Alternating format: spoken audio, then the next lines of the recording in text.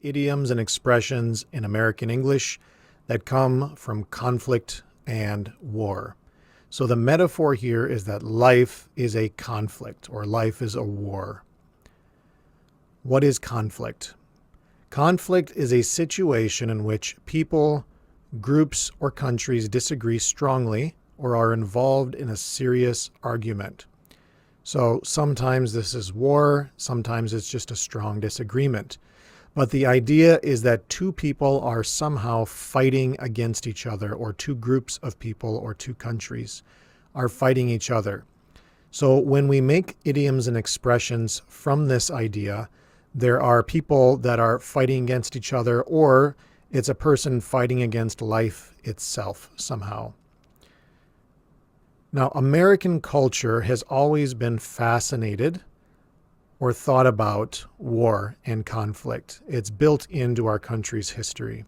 From the Revolutionary War, where we became independent, to the Civil War, where America almost broke apart, to World War I, where we started getting involved in wars across the world, to World War II, where we started to feel like we were the good guys fighting against evil, to the Vietnam War, where America started to get confused about what it was doing, to the war in Iraq and Afghanistan, where Americans started getting tired of war.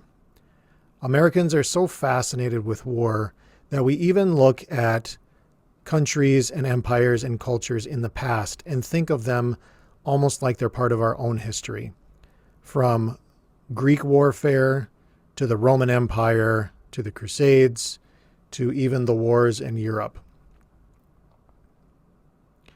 So to look at the idioms and expressions here, we're going to look at some different aspects or parts of war and look at the expressions we get from those different parts. So the first idea here is the conflict. What is the conflict? Other words for conflict are battle, war, or struggle. So we see many expressions that use the words battle, war, or struggle when we're using this idea of conflict. So the first expression here is to choose your battles or to pick your battles. Or sometimes we'll say, choose your battles wisely. This expression means to choose not to waste your time or energy with arguments or problems that are not important.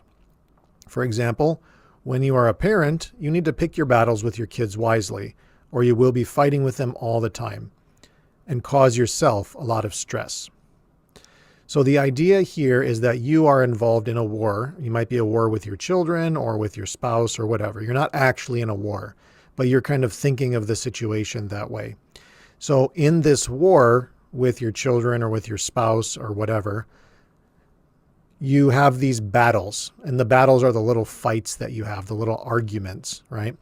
So we have to pick our battles wisely, meaning we have to choose when we're going to argue about something or when we're not going to argue about something. So if you have kids, you can argue with your kids about, 100 different things each day.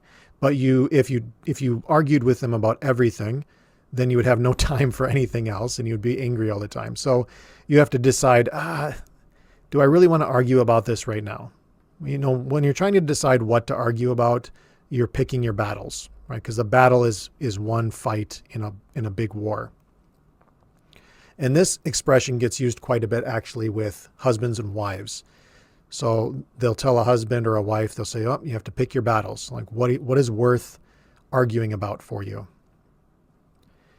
To fight an uphill battle or to talk about an uphill battle is something that is difficult and takes a lot of effort over a long period of time.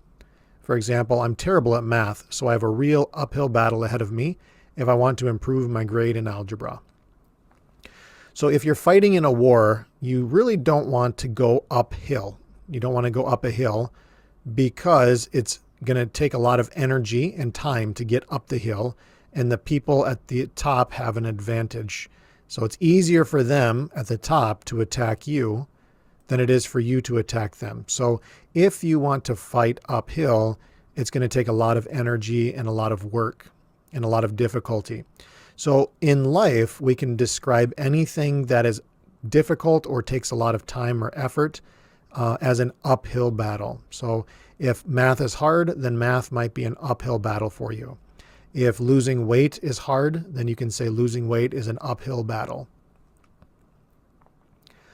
The front lines, or being on the front lines, it's the place or the area of activity where important, interesting, or difficult things are happening.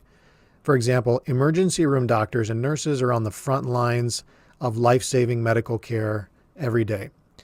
So the idea here is that in a war, the first people in the army that are going to attack are the people that are on the front line. So this is the front line. It's the front of the army, and the people are lined up. So this is the front line. In a battle, the people on the front line are the ones who have to do most of the fighting, and this is when most of the people are going to get hurt or die, the people on the front lines. So these are the people that are really working the hardest in a battle. So when we say that somebody's on the front lines, we mean that they're doing a job that's very difficult or interesting. They're the first people to deal with a problem. And so this gets used quite a bit with doctors and nurses, especially now with COVID-19 around. You'll hear this expression a lot. You can say, oh, thank you to the frontline workers, or the people on the front lines. So these are the ones who are dealing with the sick people first. If they work in the emergency room, then they're the front lines of the hospital, because the emergency room is usually the first place that really badly injured or badly sick people go to.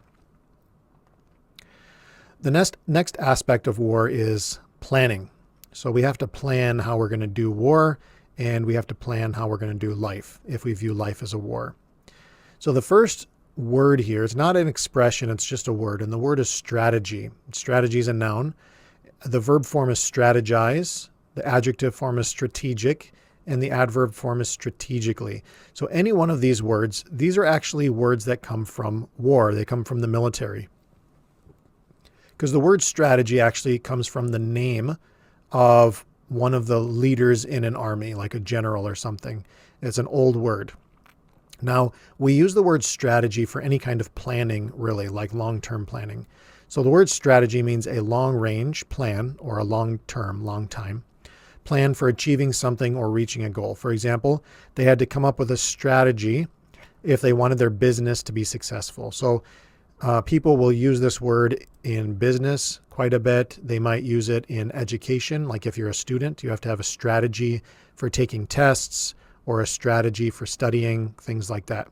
So this is it's a very commonly used word in English in some situations, but it originally comes from war, from armies. The next word here is tactic or tactics. So we can use this many different ways. We can switch tactics. We can change tactics. We can have a different tactic or a new tactic. But basically a tactic is a planned way of doing something. So the strategy is the whole plan. It's the whole plan. The tactic is one specific part of the plan. It's how you're going to do one specific thing. For example, if you fail a test, you might want to change study tactics so that it doesn't happen again. So the tactic is one part of the strategy. So what are you going to do right now? What are you going to do to study for your test? Or what are you going to do to get this job? That's the tactic that you're using.